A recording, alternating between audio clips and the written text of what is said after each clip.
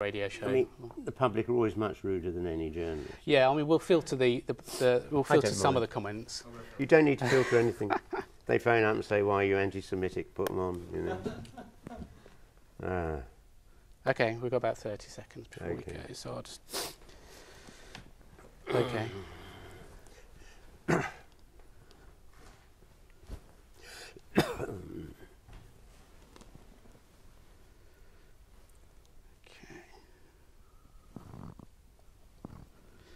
If I put my finger up to my ear, it's just because it keeps falling out, so it's not like a...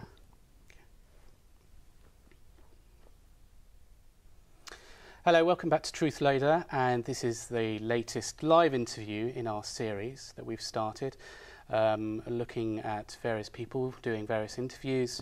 Today, in the chair next to me, is the former Greater London Council leader, former MP, and ex-London Mayor Ken Livingstone. Hi. Hi, greetings.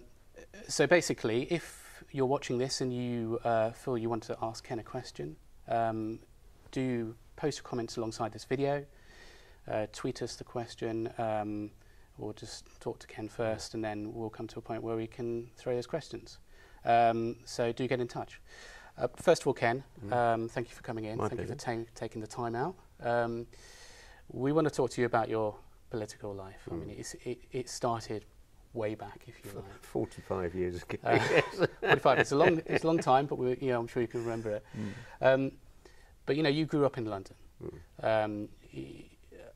and as with a lot of politicians, they do talk about how their upbringing and their situation and their circumstances affect their political views. So I just wanted to ask you, sort of, how did that formulate you as a person? Not so much for me, because both my parents were working class Tories. I mean, I was the first person in my family not to vote Tory ever. It was political talk in the house, but my dad was a window cleaner, my mum was some shop worker. They just worked all the hours to pay off the mortgage and things like that. My interest was astronomy, natural history. If you'd said to me when I was 15, "You'll be a politician," I'd have laughed in your face, And then I suppose this point came along, and the war in Vietnam started to mobilise all my generation, all those protests in the 60s. I found it very difficult to think of joining the Labour Party at that stage. It was a bit like Blair's bad years. I mean, Wilson had lost all his charm, poll ratings were down, everyone was leaving. And then we went through all the great upheavals around the world in '68, the Czechoslovakian uprising, the huge demonstrations in Chicago. President Johnson was forced not to seek re-election. And I came to the conclusion, because they all petered out by the end of the year. All this great upheaval hadn't produced change. I came to the conclusion, if you want to change something, you need to join a political party and work from within it. You ain't going to get revolution on the streets changing your life. Going back to when you were a child, you were in school. I mean, sort of, what was the moment? When was the moment when you sort of started to think about those kind of things, to talk about those things? Were you influenced in any way? I mean, I grew up in a world where most people didn't yet have a television. If they did, there were only 2 channels. The BBC was not allowed to discuss current political issues. ITV only just got off the ground. I mean, so we were fair. My generation, we were like kept in a cocoon. I mean, there was no sex on. I mean, there was a real shock once when I remember it was in the mid-60s, the first time a white woman kissed a black man on television. And there was none of what you see now. So we were children, I think. I look at my kids. I mean, I've got a 10-year-old and 11-year-old. Emotionally and intellectually, they're where I was in my late teens. They just know so much more. We were kept innocent. I mean, the first political thing I was aware of was when we invaded Egypt in 1956, and that was a fiasco. And that was the first time we had a debate at school. I spoke against British foreign interventions back over 50 years ago. And I started following it with the war in Algeria and all those things, but it never occurred to me I'd get involved. All my time was spent, around science, collecting frogs, toads, newts, things like that. My first job was a technician in a cancer research unit, and I was surrounded by scientists who, I mean, they want you to find the truth about something. They don't want your opinion, they need the truth. And so I think I've never fitted into politics. I mean, the number of times that people in other politicians said to me, "Why did you say that?" I said, "Because it was true." And they said, "That's not the point."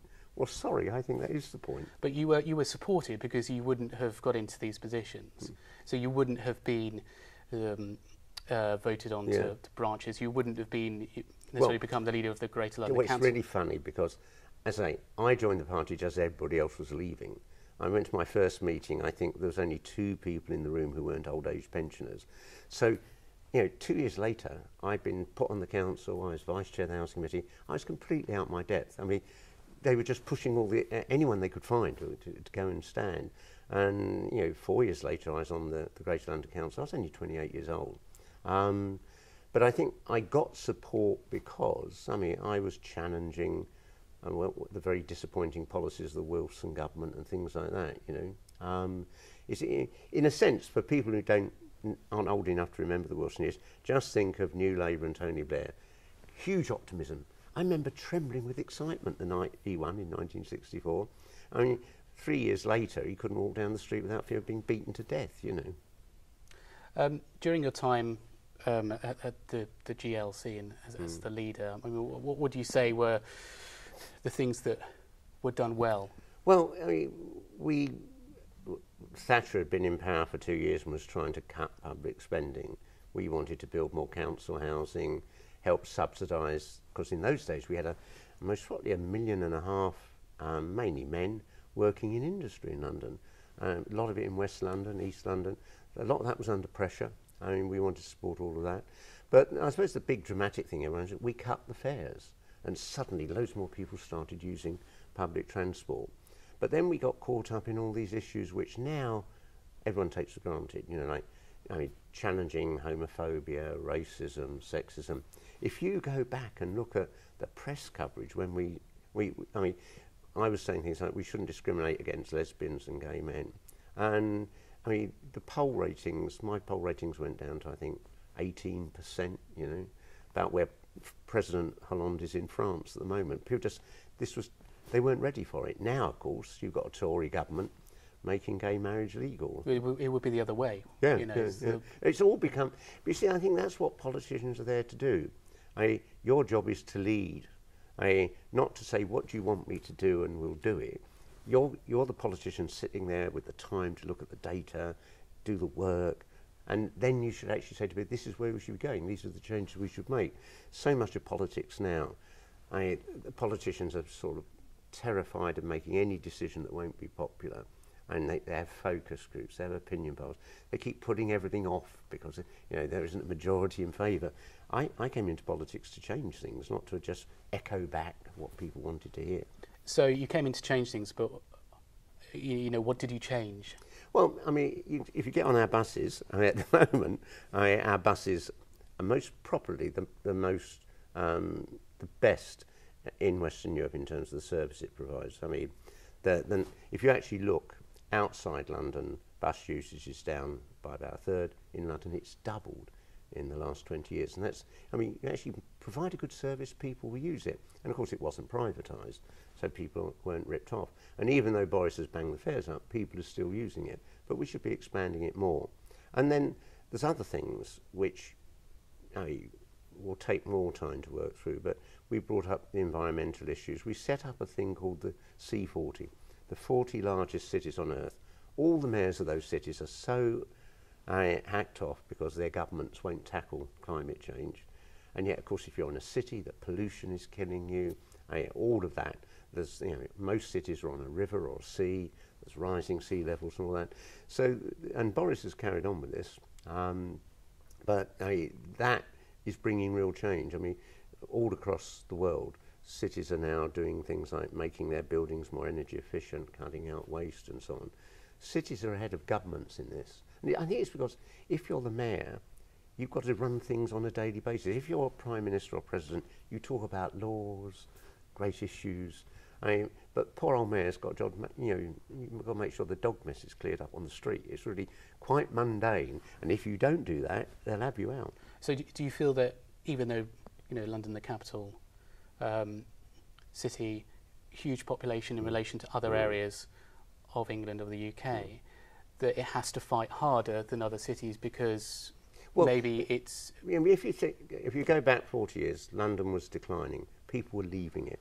We had the same population just after the wars we have today, about 8.5 million, and then it went down to about 6.5. And if I just go out with my mates in, say, the West End, you could walk through Piccadilly or Leicester Square, Piccadilly Circus on a Monday, Tuesday, Wednesday night, virtually nothing happening, not many people around. This city has come to life, and it's not just because it's become more diverse and people have come from all over the world. I think it's the cultural offer. People don't come to London. Clearly the growth of the banks has been enormous, but people don't come to a city to see the bankers. They come to see we got more music venues than any other major city in the world. We've got the best range of restaurants, wonderful galleries. This is a great city to live in. A lot of pressure, house prices are mad, but I couldn't imagine ever wanting to live anywhere. I like going on holiday somewhere else. I always want to get back to London. Those are the kind of things you would have said when you were mayor of London. You publicise your own city, you talk it up, but you do things as well. So as mayor of London, as well as sort of expanding transport things, you brought in things like the Oyster card. Yep. But then you also brought in the congestion charge. So you did things that some people may have found to be good and welcome and accessible, but then you also brought something in that, if you were in the area where the congestion charge was, you instantly alienated people. Well, it's quite interesting. There was never an opinion poll which showed there wasn't more people in favour of it than against. Just before it came in, people got very nervous. It was virtually neck and neck. And even when we extended it to Kensington, and then Boris got elected and came under pressure to have it scrapped, the opinion polls showed that, the majority of people still wanted to keep it. So it's worked, and that's why it's still there. The mayor of New York wanted to do one, but he couldn't persuade the Republican hardliners in the New York State Assembly to do it. Stockholm's done one. It takes a bit of courage, because if you do say to people, tell me you want me to do it, they're not going to be certain it's going to work. But as mayor, I was most probably having a meeting every fortnight for 2.5 years with the people preparing that scheme to make sure it worked. And that's the difference between, say, being an MP, where you're dealing with a lot of casework from your constituents, you're trying to get into debates. There's an unremitting pressure if you're running a city, which I loved. I love it. I like running things. I found sitting around the back benches listening to 3 or 4 hours of debate and the hope you might get called and get 5 minutes wasn't the best use of my time. Difficult decisions during mayorship? Not really. As I said earlier, the 8 years after I left school, I was working in a cancer research unit with some great scientists. One of them was the man who found the cure for testicular cancer. I was trained to find the facts, to find the truth. If you went back to one of the doctors and said, well, we got 2 sets of results from these tests, they didn't say, well, I like that one, forget the other. You get sent back to get it right, and that's how we approached all these things. So there was nothing really difficult about taking those decisions. You had to do the work to make sure you got it right. And I think if you look at some, when I decided we should bid for the Olympics, nobody thought we had a chance. I didn't think. It was a very long shot, but the benefits, if you won, were so great it was worth doing. It was only a year before we won the vote that I suddenly realised we can pull this off, Do you think the legacy of the Olympics is still holding up? Oh yeah, it's quite interesting. There's 2 areas where Boris Johnson didn't sack all my staff. The ones running London Transport and the ones running the Olympics. They were allowed to get on with it.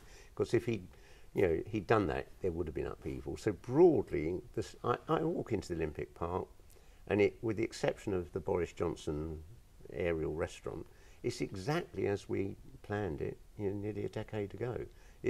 And sticking to that plan's the key thing. If you look at so many of the great big projects that go wrong, it's because halfway through some things, we could improve this by changing it a bit. And it all starts to unravel.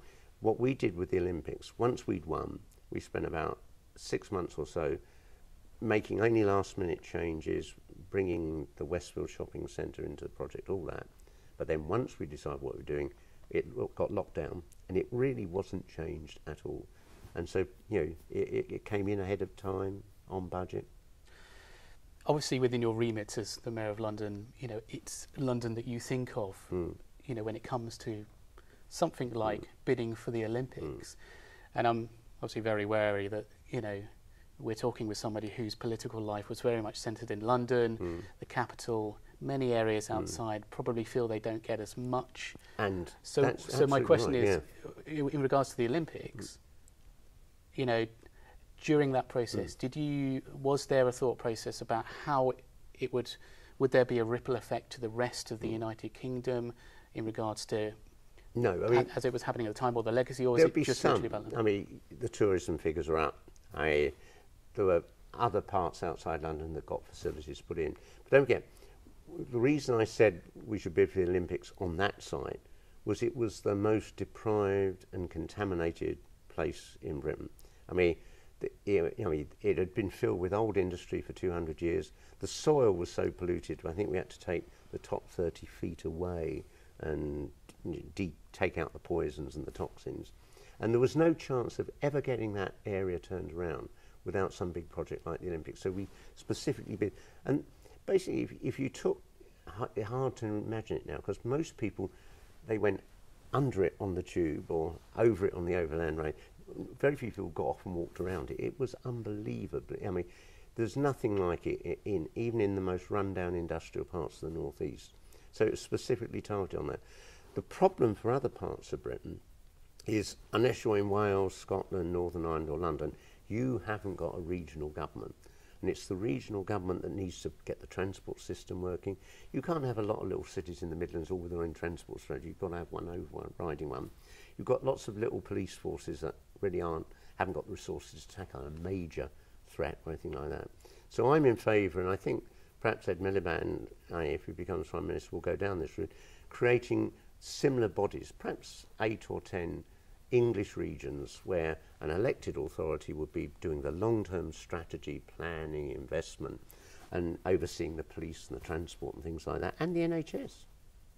I mean, you mentioned Ed Miliband. I mean, it would be hard not to ask you the question about Ed Miliband, the obvious question: is he still the right person to lead the Labour Party into the next election? Well, absolutely. I mean, I've dealt with every Labour leader since Harold Wilson.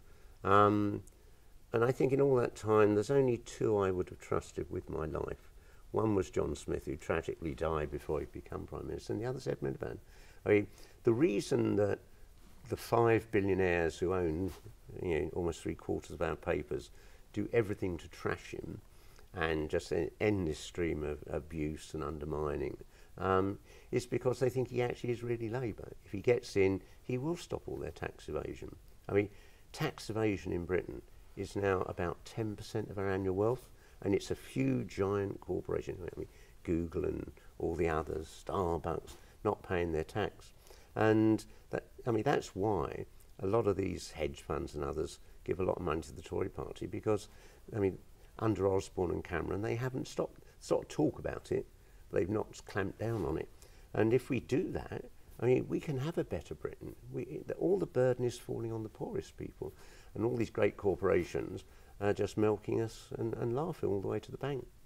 So still backing Ed Miliband? Absolutely. 100%? I don't have the slightest doubt. In my lifetime, there's only been 2 Prime Ministers that really changed things. The Attlee government in 1945 that created our welfare state and gave us full employment, and then Mrs Thatcher in 79 that created all this neoliberal experiment. It's been a disaster. Ed Miliband will be the 3rd. He will set Britain in a new direction, and even when eventually a Tory government gets elected again, they'll broadly carry on with what Ed Miliband started. Just like, do you remember when the day Thatcher died, Blair was all over the television saying, I thought it was my job to build on what she did, not roll it back. And I think Ed Miliband's in that same category of leader. He will set a new agenda. I mean, this might be the way that he's portrayed in the media, but or whether he has, you know, the advisors who are anticipating public events. I mean, I suppose as a politician, it's really difficult because you go into a situation like a photo call or press conference, and it may be taken in a certain number of ways. Well, look, I mean, and the number of things I've done, and the Daily Mail will always take the one picture out the hundreds and hundreds that has you looking demented, or with a limp wrist, or your eyes off to one side. I mean, there's just we don't really have a free press in Britain in that sense. What you've got is Murdoch with all the Times and the Sun, and then the Berkeley brothers with the Telegraph, and Lord Rothermere with the Mail. I mean, people who read those papers, I mean, if all you've ever done is read those papers, all you'd know about Ken Livingstone is that I'm corrupt, violent, alcoholic, anti-Semitic tax dodger. It is just propaganda, like the sort of thing, I mean, what you'd expect in North Korea, but I mean, literally, there's about 10% of Londoners at the last mayoral election thought it was Boris Johnson who'd won the Olympics. The press distort massively. One day perhaps we'll have a free press. That'd be a good idea. That's why I come on programmes like this. Yeah, going back to the, you know, how you portray, you're in the public eye all of the time. Yeah. You know, the media has developed, and I'm talking about social media and the things that are reported and how they are reported and how pictures and video are disseminated and circulated. So Ed Miliband eating a sandwich, coming out, you know, there's a picture, there's a number of pictures. It's fodder, but is it fair to show that? Well, there's no reason why, you know, if you had a free press that reported things without slanting them, people could make up their mind. When you eat a bacon sandwich and it falls out, yes, you could run that picture and it'd be a nice laugh. But what those papers aren't reporting is the sort of detailed work on policy that Ed Miliband and his team are doing. I mean, the same was true in the last mayoral election. It was all about, I was a tax dodger, I was anti-Semitic.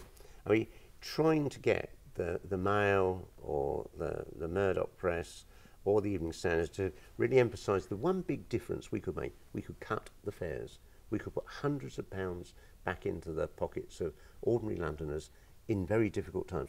They did everything to keep that out of the view.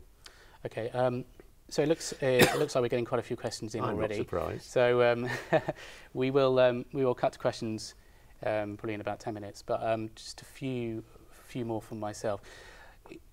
You mentioned Boris. In an interview with yourself, you know, it's unlikely that anyone's not going to ask a question about Boris. It was probably the worst kept secret in politics that he would run. Try to run for an MP seat with, you know, the whole rumours and talk about aspirations to be Prime Minister. So could you just give us your reaction for when he actually came out and said, I'm going to try and run for us? We'd always known that. I mean, what I find amazing about Boris is he lies and the press just don't take it up. I mean, if I'd told a lie like that, it'd been on the front page, I'd been mostly driven out of public life.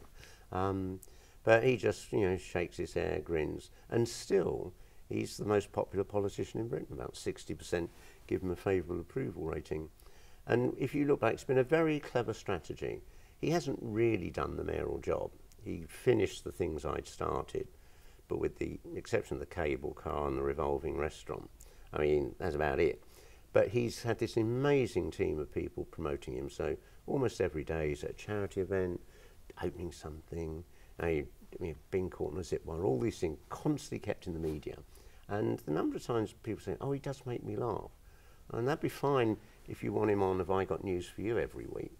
But do you really want him running your country? Did you not see him on the zip wire and go, oh, if only I'd done that? But if I'd done that, there would have been, you know, what an idiot. It's just, you've got to remember that these 5 billionaires set the agenda in their papers, and that, I mean, sadly, nowadays, TV doesn't have the resources in terms of reporters and researchers they used to have 30 years ago. And very often they just take up that row, repeat it, I mean, claim, counterclaim. I can recall days when there'd be really detailed investigations by journalists on radio and TV to find the truth of something. Nowadays it's, you've said this, he says that, make up your mind. And there's no one there as a sort of arbiter to say what is or isn't the truth in all of that. If Boris Johnson won a seat in Parliament, if he became Conservative leader, could you foresee him being voted in purely on how he is? And if he was, how would it be? I mean, how would it look in your mind? He's incredibly popular because, I mean, he's not available for interview when something goes wrong. And it's all very staged. Just to say, we are bidding for Boris because we want to obviously he'll come on. He'll have similar questions. Like but when something goes wrong, he's not around, and there's this huge media effort to keep him doing positive things. Now that's fine. You can get away with that as Mayor of London. You can't get away with that leader of the opposition.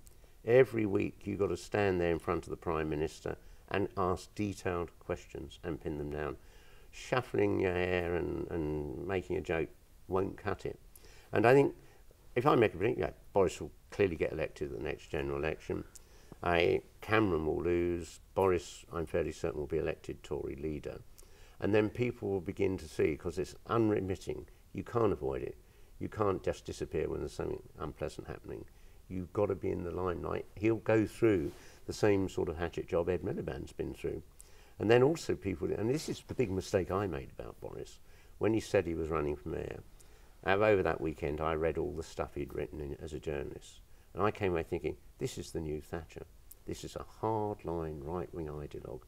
He will just destroy everything I've done. Broadly, he's carried on with it. I mean, I don't think Boris has a real ideology. He says what he thinks people want to hear. And all those right-wing Tories who are going to vote for him will be the most disappointed people and the most angry if he ever did become Prime Minister, because they, we voted for you to change everything, and you're there because you want to be there. Okay. First question from the viewers. Why have you come on to YouTube? Why have you come on to Truthloader to talk to us? And how do you speak to a younger audience? Well, I speak to a younger audience just like I speak to an older audience. I mean, I'm interested in what the facts are. I think my job as a politician is also basically as an educator. I mean, if you look what's happening now, we're drifting into this unpleasant conflict over Ukraine, conflicts in the Middle East. A lot of that is because people have never been told the truth. Oh, there are weapons of mass destruction. We're being told Russia's invaded Ukraine. Well, actually, there's not really any evidence for that when you pour down on it. And I suppose the thing that I'm always keen to come on a programme like this, because you've got a chance. I mean, if you do an interview in a newspaper, they'll decide what to put in. Everyone watching this is making up their own mind based on what I'm saying. You can't complain about that. So that I'd come on this every day if you want. Okay, that's an offer, we'll consider it. Just following on from that, I mean, there's a sort of a question about political engagement with younger voters or young people who aren't yet able to vote. Maybe they're 16, maybe they're 17, they're waiting to vote. You know, sort of how do you engage with them if you can't talk to them directly? And you know, I think that part of the problem is that young people have got such a rough deal that they're angry, and they don't see politicians telling them we can make this better. I went to an ordinary school in Brixton, just south of Brixton. 2,100 working class boys. Almost no one went to university in those days. Every boy left that school and got a job, and that job paid them enough to keep a family. Now that world's been wiped out, and now you've got all these kids who've gone to university and they're still unemployed, let alone the ones that didn't get into university. And my generation had the best quality of life in human history. We had free education, housing was just about affordable, we all got jobs, and it's an amazing quality of life. But my generation of politicians are leaving to today's young generation a very much worse life. I feel very angry about that. I think it's outrageous, you know. All these MPs sitting in Parliament who had free university education, voting to charge, you know, 27 grand for the people coming up behind. When it was a small elite going there, it was free. Now ordinary people are getting to university. You come out burdened with this bill. That's outrageous. Okay, question from viewer, is he dead? What would you think about, basically, this is about the Scottish referendum, so this is where 16 and 17-year-olds can vote. What would you think if Scotland were to break away? What would be the ramifications for that? Well, I think it'd be a mistake. I mean, there's a wonderful picture from the Copenhagen Climate Change Summit in 2009. President Obama sitting around a coffee table with the Prime Minister of Britain, the leaders of Germany and France and Italy, telling them what's been decided at the meeting, at which none of those European powers were invited into. It was China, Brazil, America, and India sitting down, deciding what was going to happen. And the sad fact is now, even a country the size of Germany or Britain doesn't have much weight. We're moving into a world of these great superpowers. And if Scotland votes for independence, well, they're not going to be able to have their own foreign policy have any effect on anything. But the real problem is the question of the currency. Because yes, I'm sure Alex Salmond could get everyone to carry on using pounds. But what's the point of being an independent country if you don't control your own central bank and your own currency? Because effectively, the Chancellor sitting in Whitehall would be setting the interest rates, would be determining the value of the currency. And if you're not going to be able to have your own foreign policy, there's no point having your own military. I mean, Scotland's not going to invade anyone. If you're also not going to control your own economy, why bother? Just quickly on the sort of to do the other side of the coin, if Scotland voted to stay in the United Kingdom, there's going to have to be a lot of water under the bridge. Well, how would the United Kingdom go forward? You see, I think all the party leaders have said they'll devolve more powers to the Scottish Parliament. I'm in favour of that. One of the things that I think has been worst about Britain, certainly in my lifetime, is everything's run from Whitehall. And you can't run the NHS from Whitehall. You can't have 2 or 3 ministers overseeing something that employs hundreds of thousands of people, is responsible for thousands of operations every day. That's why you get all these scandals and things go wrong in hospitals or care homes and things like that. So I would say if you're in the northeast or the Midlands or the southwest, you demand the same rights that Scotland and Wales and London have got. I think we should reduce central government to basically foreign policy, defence and economics. Everything else can be better run locally. You get more oversight. All these scandals that you've had in the health service aren't because it's filled with bad people. It's just the bureaucracy is too vast for a few ministers in Whitehall to keep tabs on it. You need local councillors, a regional government, all saying what's happening in this hospital, what's happening with that police force. Okay. A good question from Glenn Gaddardi, and this is one where you have to be truthful. Oh, so you're on Truthloader. You have to be truthful on this.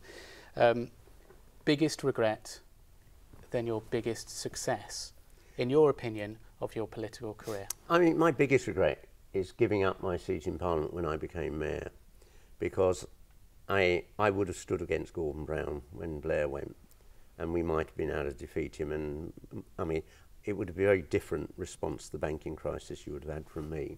And I think we'd be in a much fairer... I mean, many of the things that Ed Miliband will do in terms of fairness and devolution.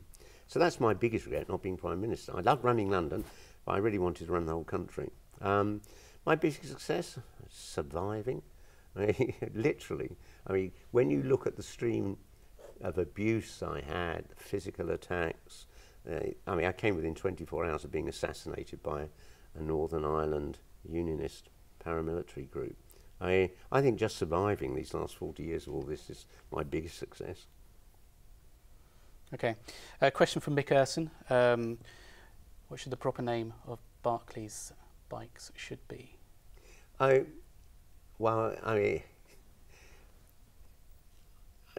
started that scheme. I hadn't thought of what we were going to call them by the time I'd lost office. I was actually thinking the French scheme in Paris. The Paris bikes are a lot slimmer and lighter and I think more attractive. So the only real change Boris made, he brought these ones in from Canada. But I mean, I don't care whether they call them Boris bikes, just as long as... I mean, my regret is it's still there only really in the centre of London. I mean, if you look at the average income of a person using a Boris bike, it's 50 grand a year. Why can't people, you know, in Croydon and Orpington and Ilford have the same access to these? You know, why is it still just there for the bankers? Okay, could it not be called Ken Cycles? No, I mean, I don't care about in the office, there must have been some banter. No, you must have heard some. I took the decision to introduce the bike scheme in July 2007. And the work started, but I mean, by the time I lost office, we weren't focusing on what we're going to call them. I mean, I would just call them bikes, you know. I don't care about whether things are called, you know, Ken this or Ken that. Frankly, it's, are you doing them? Have you built it? So it would have been blank. It would have been like. I mean, someone would have come up with a name, but also that's not my particular skill. My skill is delivering things, not coming up with. I mean, I'm no creative. I mean, I have no artistic qualities or anything like that. You know, you get other people to do all of that. I mean, Ken bikes just wouldn't have worked, would it? I mean, Boris bike, it rumbles along quite nicely. Question from King of Cheddar Cheese. So do you think that Boris has done more or less harm? Or, sorry, do you think Boris would do more or less harm as an MP as you did as London Mayor? Well, see, I think there was a picture of Boris Johnson after he'd been mayor for 5 years standing in front of his desk, and everything was as I'd left it on the day I walked out. Even the little pot with the pens. I mean, Boris doesn't, I mean, he hasn't set a big new right-wing agenda. If you talk to some of the real hardline Tories, they're acutely disappointed. I mean, he's broadly carried on with what I started. And I think that will be the problem if he becomes Prime Minister. It will be drift. And we've had too much of that, you know. We need a clear new direction.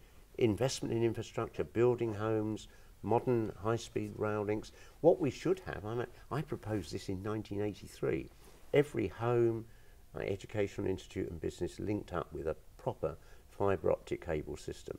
I mean, if you're in somewhere like South Korea or Taiwan, the speed with which you can access the internet is just stunning compared with what we've got here. And until you put that in, we won't get the jobs that come on the back of a really good internet system. Okay. Question from Robin. He wants to know about your time with Hugo Chavez.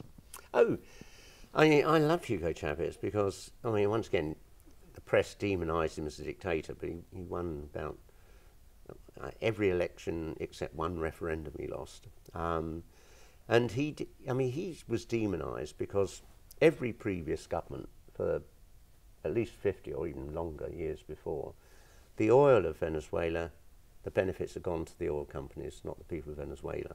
He stopped all that, so suddenly everyone had health care. I mean, the first time I went to Venezuela, just after I lost the election to Boris, and to meet Chavez, the thing that struck me as you met Venezuelans, there were all these people your age, or my age, with braces on their teeth.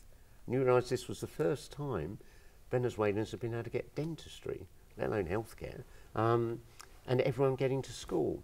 Now, I think the mistake that Chavez made was they sat on quite a vast pile of money, and I said to their finance minister, I said, big investment in infrastructure, because that's key. If you actually look now, there's a consensus emerging economists that a successful economy, the one factor that outweighs all the others put together is the level of investment.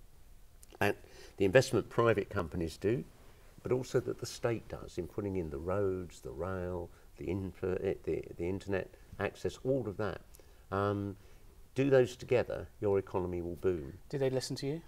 No, he didn't listen to me. I mean, sadly, he'd invited me to go over to tell them, their candidate for mayor of Caracas, what I thought he should do. But, I mean, he lost. I'm a right-winger one, so none of that happened. Who are the politicians that you respect? And these could be ones from the past, but yeah. you know, more relevant for the present. present. I do respect, and I like Ed Miliband. As we said previously, yeah. obviously, this is not the... John Smith I loved. Michael Foot was a wonderful, really nice guy. That I think he had problems coming to terms with the sort of, you know, that chaos in the Labour Party at the time. The people I suppose the American president I most respect is Roosevelt, who lifted America out of the Depression. Tragically, he died before he could make a better America after the war. Lincoln clearly another one. I think Lenin, a lot of people would dismiss Lenin as a monster, but the choice that the Russian people faced back in 1917 wasn't Lenin or a modern Western democracy, it was Lenin or a fascist military that would have been even worse than the Tsar. There's a lot of people in history I respect. Very hard actually if you're in day-to-day politics to find many that so much backstabbing and undermining goes on. It's hard to sort of fall in love with many of your colleagues in Parliament. Okay. So today, political leaders are been gathering in Wales for the NATO summit, the latest NATO summit. President Obama is one of those who was there.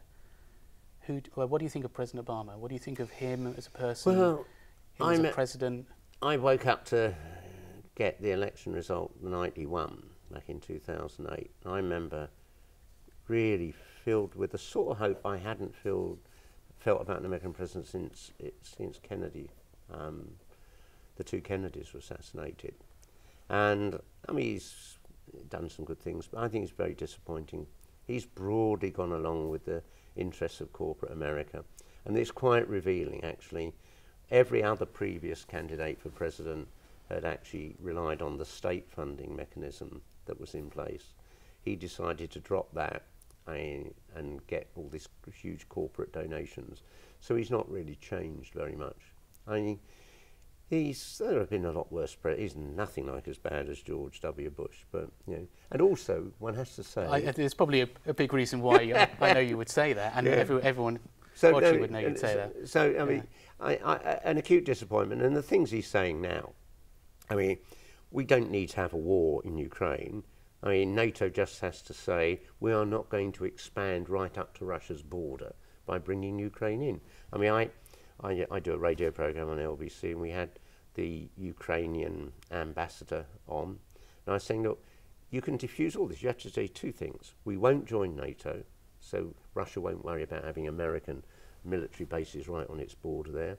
And you'll have some sort of federal structure like we've got with Scotland and Wales, so that eastern region will have some degree of confidence they're not just going to be sort of treated as second-class citizens.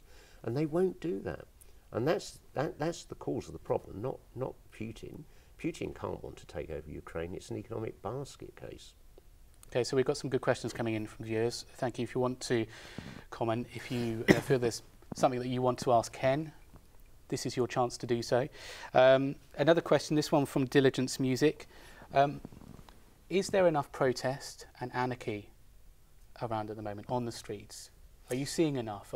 Should there be more? For some of my generation who saw the 60s with demonstrations all over the world, some of them bringing governments down, one would have to say no. But then, as I said earlier on the programme, none of those really made a lasting change. If you want, you only ever have a revolution when society is on the point of collapse, like Russia in 1917, China in 49, Cuba, where basically Cuba was being run by the mafia rather than Cuban people. And when people have got nothing to lose but their life, they'll take that gamble. But as long as they've got anything else to lose, they won't. So you've got to work through the system, and that mainly means getting people to know the truth. I think it's getting out now. More people are picking up, particularly the young, about just how unfair Britain's become. Almost all the increase in wealth that we've had in the last 20 years has gone to the top 1%. You actually look at the income levels, people at the top are richer than they've ever been, but the vast majority of ordinary people are struggling just to put food on the table. Question from, I think it's Navan. Sorry if I got that wrong. A question about Julian Assange. Would you free him from the Ecuadorian embassy? Oh yes. I think there's I'm not certain I'd want to go on a holiday with him. I think he has some problems, but what he did was absolutely vital. He helped people see just how much we're being lied to, just how unpleasant a lot of what was going on in Iraq and Afghanistan was all about. And the idea we're spending millions of pounds with all the... we used to have, when I was mayor, we had 6 police and PCSOs in each of London's 600 wards.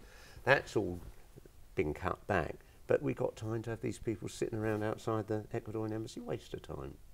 Okay, and a second question from Izzy Dead about global warming. How can we combat it? What do we need to do that we're not already doing?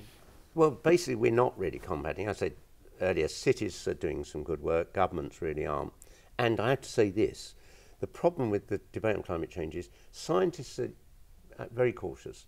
They'll say, well, on the balance of probabilities, there's a strong possibility, until they can prove something 100%. And of course, we can't prove this because it will only be in 100 years' time we'll know how bad it was.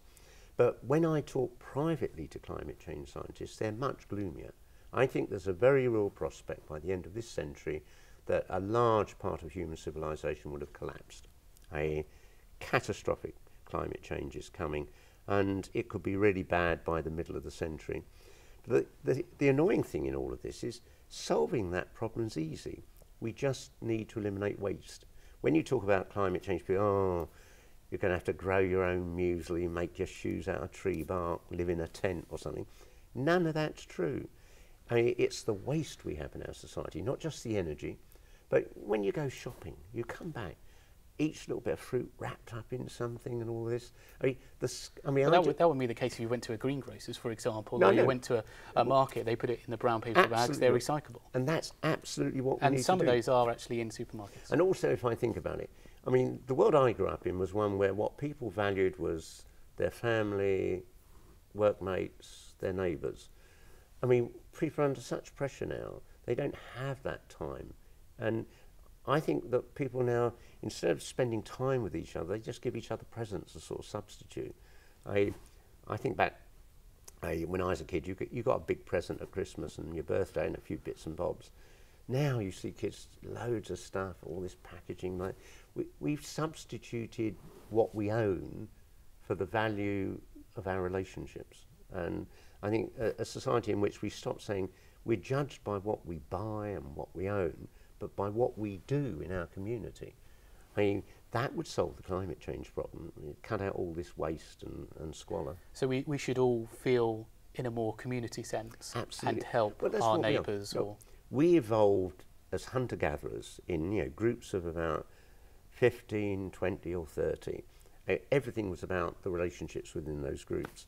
Now, most people don't know more than a couple of their neighbours in their street. People don't talk to each other on the tube or the bus. I mean, we've been cut off from that. And that's what defines our humanity, not what we own, but our relationship with others. Did people used to talk to each other on the bus in London? I mean, it's, if you're listening to your music, then we of were course British. You're not going to talk. We were British, so we were all a bit tight, a bit uptight. But in much of the rest of the world, there is that. But it's all being eroded. People haven't got the time. I mean, I talked about all the kids from my school got a job.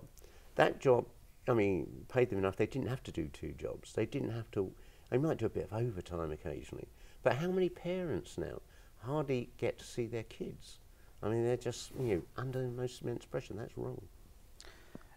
King of Cheddar Cheese again. The question is, how do we stop the spread of misinformation by the right wing? Well, programmes like this really help because you can judge a person on what they're saying and doing. I mean, my broad view would, perhaps the most revealing television series I've ever seen is Oliver Stone's Untold History of the United States. It's about 10 one-hour programmes, and even I found it shocking. We've been even more used and lied to than I thought, and so I do urge people to see that. And books have just come out. Owen Jones, the Guardian columnist, has just brought one about how the inequalities of wealth again. It's all out there. We've just got to find ways of making sure people have got the time to read it or watch it. Question from Glenn Gadani again. Should we stay in the EU? Well, I voted to leave in the referendum back in 1975, and I think that was wrong. I made a mistake. I mean, back in the 60s, it's all this stuff. Is there going to be United States of Europe? Huge enthusiasm. All that's gone. It's just a collection of markets and administration. It's not going to be ever uplifting. And my view is simple. The moment someone can prove to me our economy will do better outside the European Union, there'll be more people in work, I'll vote to leave. But I haven't seen anyone prove that. And I think it's much more likely we'd end up like Norway, which isn't in the EU, has no influence, but in order to be able to trade on fairly equal terms, has to accept all the rules drawn up by the EU. So leaving it, we wouldn't be any better off, I suspect. A question from Izzy, who asks for your views on nuclear disarmament. Oh, we should never have got the damn things in the first place. I mean, quite interesting.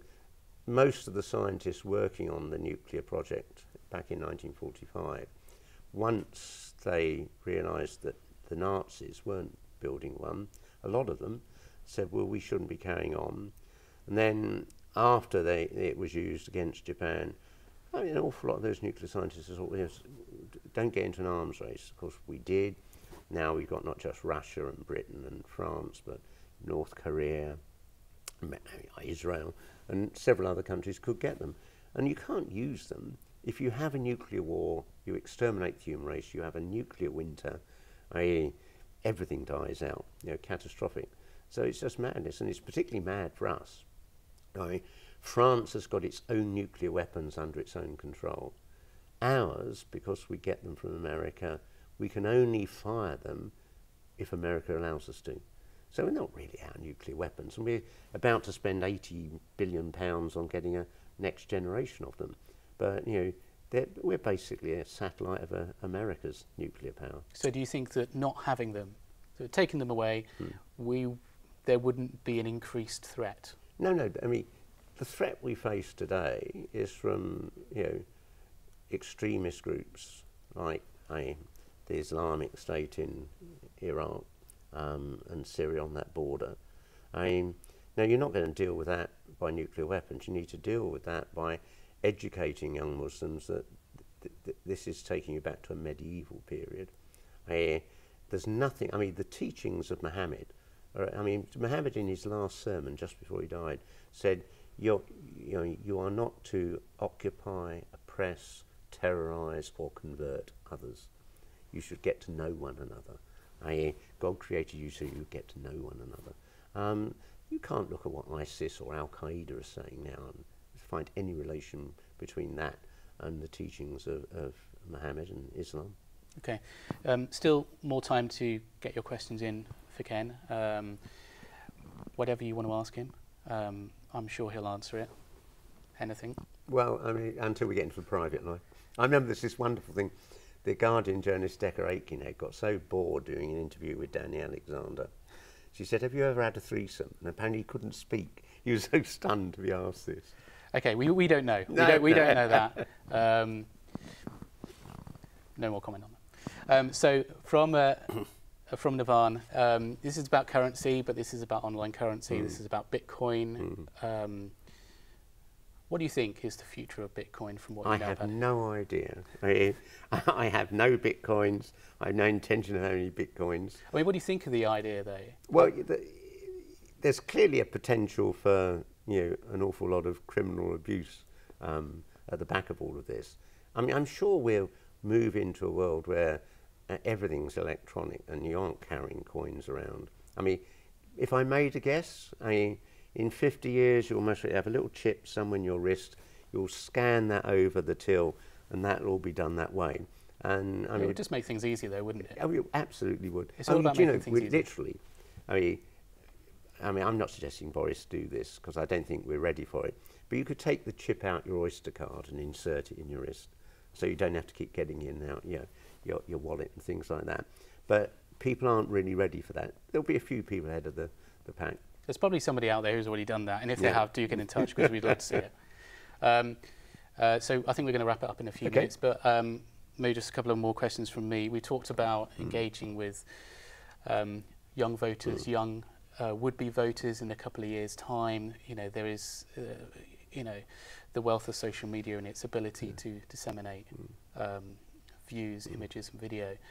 And I just want to ask you about the upcoming general election. Obviously, you've professed a lot of praise for Ed Miliband. You think he's the right leader for the Labour Party. But do you think he's going to win the general election? And will he win it outright? I've got several bets on that with loads of people already. I think they'll get a majority. And I think people want a majority government rather than another coalition. I mean, this coalition hasn't really worked. I do think he will win. And that's not just because I hope that. I mean, Bob Worcester, who's been a pollster, he ran Mori from the late 60s. When I asked him the same question, he just said, yes, there'll be a Labour majority. If you analyse the data, no Tory government has ever increased its vote a subsequent election. And so Cameron would have to break a pattern that goes back nearly 80 years of always a Tory vote is either static or declines when they come up for re-election, because they've usually not been very nice to people. Now I know you recently re-elected to the in Labour's NEC. So you've got sort of work going on there. But we've talked about Boris. We've talked about being London Mayor in the past. But you've talked quite affectionately about it.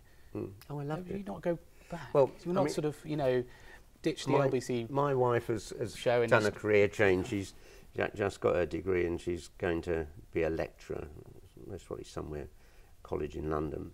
I've got a 10-year-old and 11-year-old. They'll be in their first years at secondary school, so I'm the house husband. I'd be 70. Can you not?